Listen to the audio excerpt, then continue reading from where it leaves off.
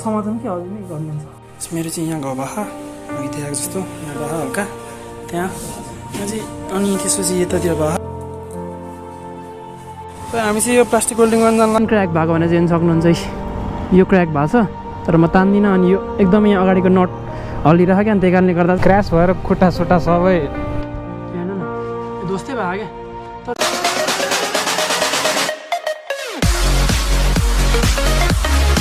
मेरो बाइक चाहिँ यहाँनिर छ कपाल सपाल चट्ट काटेर दिक्क भयो अनि चाहिँ मुले ढाँगा चाहिँ खत्तम भएको थियो क्या अनि लामो भयो टायर चिल्लो भयो मेरो बाइक छियो भर्खरै दोहोरो ल्याएको यस्तै छ बाइकबाट आउँदा टायर चिल्लो भएर and I'm gonna change it soon so डिजुलर इन्जन लाग्यो अहिले चाहिँ सो गइहालौँ किनभने पानी पर्न अन्त वेदर यस्तो छ पुरै इट्स स्टिल रेनिङ त्यही भएर लेट्स गो।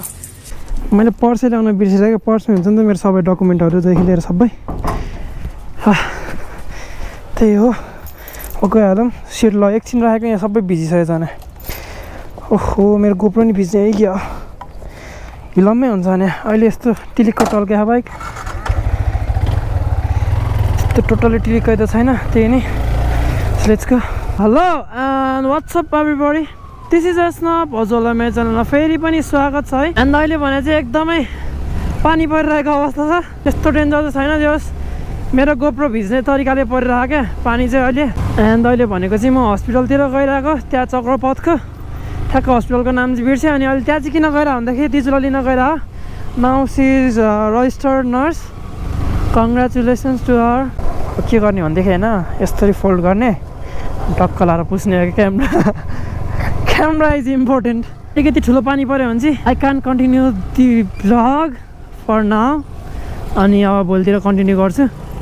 ओ स्लोली ओइ सेट फक झन्डै कसरी खुट्टा झार्नु पर्दिरहने कत्रो खाल्दो रहेछ सबै यहाँ ठ्याक्क लाएर हाइवेतिर आएपछि चाहिँ what you have to do is open the mirrors right now I am in Sukedhara अनि यहाँनिर एकदमै अनम्यानेज ट्राफिक छ कोही कता किनभने traffic are just here to cut the chit.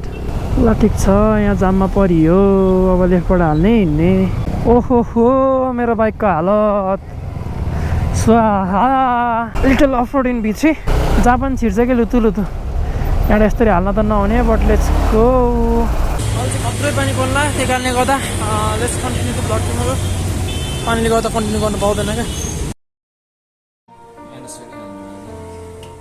पर्दैन होला पर्छ र पर्दैन होला एकछिन है ल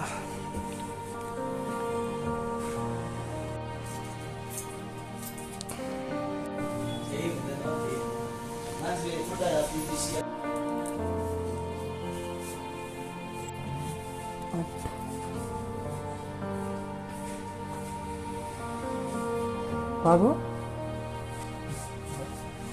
दुई जस्तो हुँदो रहेछ त दुई जस्तो हुँदो रहेछ यतिकै बस्ने कि उठ्दा हुन्छ अब हुन्छ फसाइ के भएको चाहिँ एकछिनमा भन्छ होइन यहाँ छ एउटा चाकमा सुइहाल्यो चाकमा सुइहाल्यो जित्दैन फर्स्ट टाइम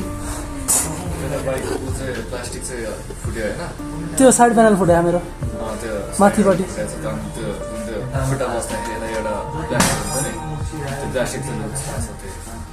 कुन सिटको मुनिको एउटा प्लास्टिक छ नि लामो टिक्का ए त्यो के भयो त्यो चाहिँ लुज राइटको भन्दा चाहिँ त्यो लुज छ होइन ठिक छ यता ह्यान्डल मुनिको प्लास्टिक चाहिँ टुक्रा भएको छ अनि मिररको ठ्याक्क मिररमा स्क्र्याच भयो यता स्क्र्याच भयो त देखाएको थिएँ मैले हल्का हल्का मेरो चाहिँ यहाँ घाउ भयो अघि देखाएको जस्तो यहाँ भयो हल्का यहाँ चाहिँ अनि त्यसपछि यतातिर भयो भर्खरै बटमा यहाँनिर हानेको यहाँ ठ्याक्कै यस्तो दुखिरह्यो यो अर्को पनि भएर गेट्सहरू केही लाग्थेन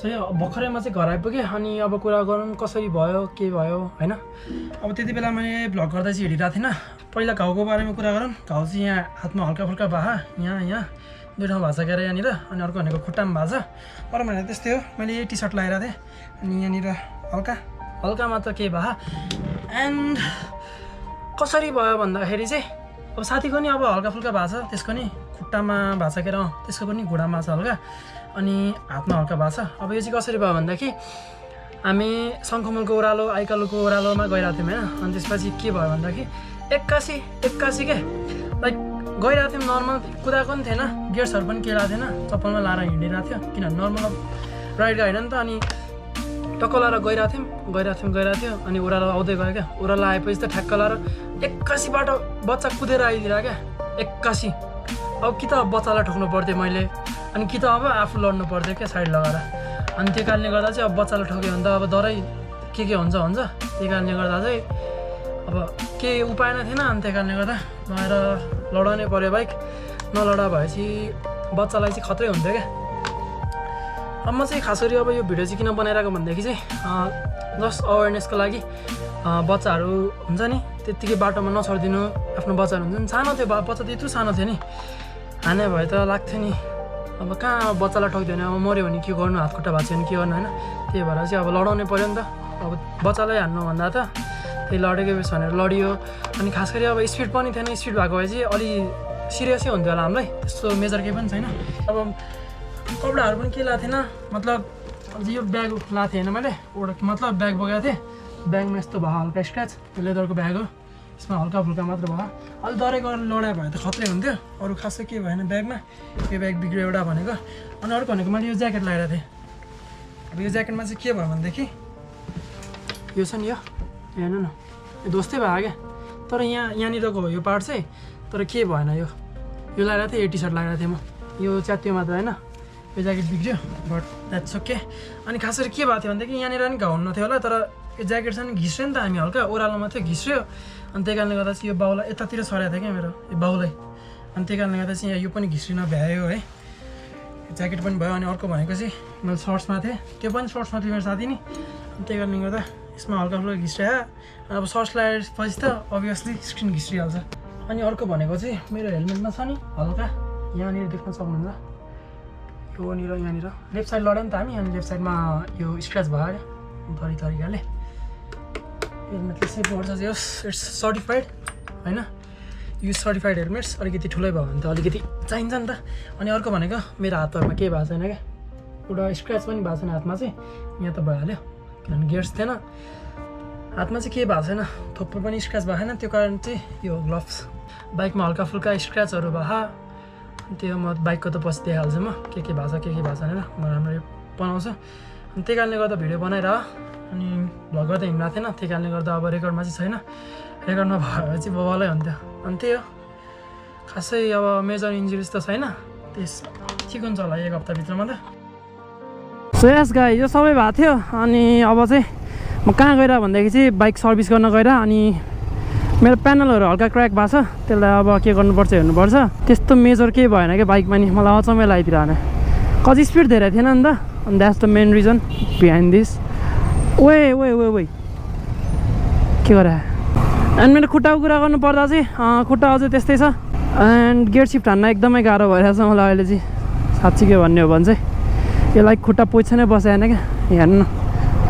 खुट्टा अलिकति गाह्रो अप्ठ्यारो तरिकाले राखिरहेको छ कस्तो झ्याउझ्याउ गरेर यो गाडीहरूले ओइ के गरे अहिले पनि म चप्पल लाएर हिँडिरहेको छु कज यहाँ हेर्न सक्नुहुन्छ एउटा खुट्टा छ नि यो यहाँनिर अलिकति चोटपटक लाग्छ अनि त्यही कारणले गर्दा अब जुत्ता त लाउन मिलेन अनि त्यही हो अब सर्भिस गर्ने बेला नि भएको छ अनि अब साइलेटहरू केही बल्दैन पक्नु म देखाउँछु लुकेट यहाँ बल्छ होइन पछाडिको मात्र बल्छ क्या लेफ्टको चाहिँ यहाँको साइलेट नि गयो मिररको अब वायरिङमा प्रब्लम आनी हुनसक्छ अनि अर्को मुनिको यहाँ मुनिको त्यो ठ्याक्क प्यानलसँग टाँसेको साइलेट हुन्छ नि त्यो नि गयो बाइकको कुरा गर्नुपर्दा चाहिँ ड्यामेजको कुरा गरौँ फर्स्टमा सुरु यो पार्ट हल्का हल्लिरहेको छ होइन अलि बढी नै अनि भनेको यहाँको यो नटहरू गएको छ अनि ह्यान्डलको यो ग्रिपमा अलि परेको छ तर ह्यान्डल बाङ्गिन खै कसरी हो अनि यो मेन क्र्याक भएको भने चाहिँ सक्नुहुन्छ यो क्र्याक भएको छ तर म तान्दिनँ अनि यो एकदमै यहाँ अगाडिको नट हल्लिरह क्या त्यही कारणले गर्दा चाहिँ यो पुरै प्यानल हल्लिरह अरू त खासै मेजर ड्यामेज आएन यहाँ स्क्र्याच भयो यहाँ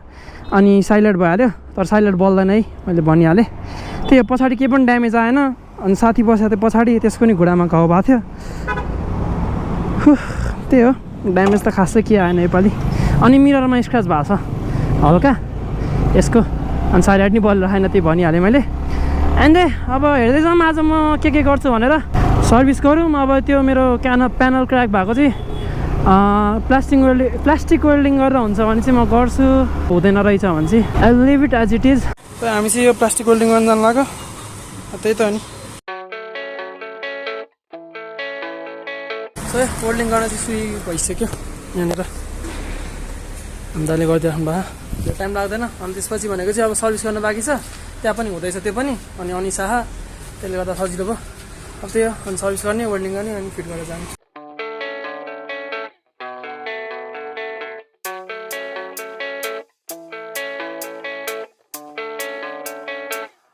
Yeah, I don't believe in destiny, I just do what's best for me. Don't listen to my enemies, they're just full of jealousy. Yeah, this legacy, you gon' see what's left of me. You gon' see success in me, you ain't seen the rest of me. I just wanna be the best at what I know, better than the rest, just watch me grow. Put me to the test and watch me go. This is my quest, I'ma make it known. They call me a आज चाहिँ हामी भर्खरै अब एस्नोको bike अस्ति crash भएर छ, सर्भिसिङहरू गरेर प्यानलहरू फेरेर अब घरतिर जानु लाग्यो। यहीँ बसिरहेको छ अहिले। हेलो भन्नु है। क्र्यास भएर खुट्टा सुट्टा सबै ड्यामेज हानेर छ यिनीहरूले। हामी चाहिँ अहिले जडीबुटी चोकमा छौँ। अब हामी भर्खरै बाइकहरू सर्भिसिङ गरेर जानु लाग्यो। अब त्यो बाइक अस्ति क्र्यास भएको रहेछ, सर्भिस गरेर जानु लाग्यो अब हामी चाहिँ। अब यस्तै हो, चलिरहेको हुन्छ कहिलेकाहीँ।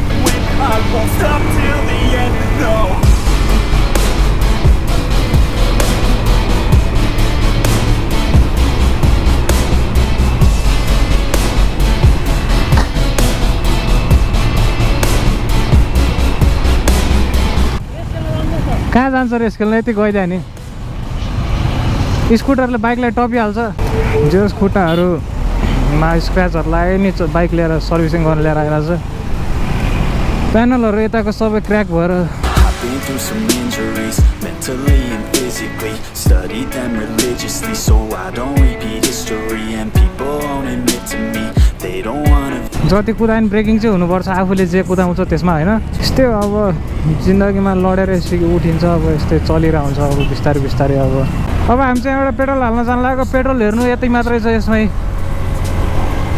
वान लाइन त्यो नि अब blink. Riding down these roads. No, I'm not okay, I just wanna be something. I don't wanna be nothing, living all alone. No, I'm not. When two rider meets. यसरी त आउनु भएन नि यार अलि यार। यहाँ अस्ति नै मेरो रेड लाइटमा ट्राफिकले चिट काट्दैन, यहाँ मान्छेहरू हिँडै गर्छ, कहिले ट्राफिक लाइट बिग्रियो हुन्छ के हो अब यता त केही बुझ्नै सकिँदैन भने यस्तो छ यहाँको बाटो भनेर। बाइक तलकै भयो अहिले त। यो नि चेन्ज गरेँ मैले, अनि यहाँ प्लास्टिक वेल्डिङ गरेँ ठ्याक्क अघिदेखिको ठाउँ। खोइ कहाँ हो, ए यहाँ रहेछ, यहाँ फुट्यो खासै देखिँदैन। अनि त्यति यहाँ घिस्रिया यता के हुन्न। माई बाइक इज ओके न, सर्भिस नि भयो। छिर्छ त हौ जाने बाइक, ठिक छ। बाइक नि सर्भिस भयो, बवाल भयो अहिले चाहिँ। अनि क्र्यास भएको जस्तो पनि देखाएको छैन थोपै पनि, ठिक छ। अब खुट्टा छिटो ठिक हुन्छ त्यस्तै लाइक 2 weeksतिर। अनि त्यसपछि त बवाल कुदायो त्यसले फेरि। यसलाई त कसले सक्नु। पहिला हामीलाई के अरे साइकल केही चलाउनु नआउँदाखेरि यो बुढो साइकल लिएर डबल लोड क्या हामीलाई हालेर मर्ने गरी कुदाउँथ्यो होइन। ओहो ओए एनिवेज गाइज, आजको लागि यति नै। Hope you enjoy the video. कस्तो पान्छ थियो। See you in next vlog. Bye bye, tata, see you, peace out.